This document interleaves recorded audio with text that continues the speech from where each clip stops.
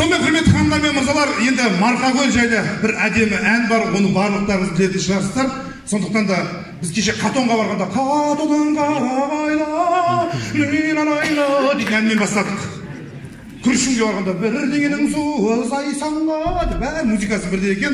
Енді Марқакөл жайлы әдемі әнге кезек берейік. Біздің досымыз, бауырымыз, Шығыс Қазақстанның азаматы Марқакөл туралы әдемі ән шырқап берсін. Қошемет, құрмет! Айтын сіздер үшін.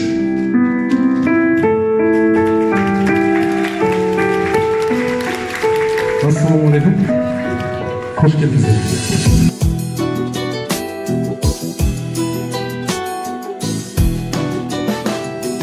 Марқаны көрген жанға көлі қандай, көк кілем жайлауының түрі қандай, шіркін дәурен.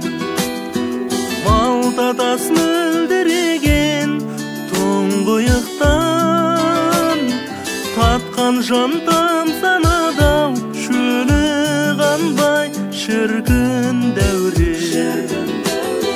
Алаулап батқан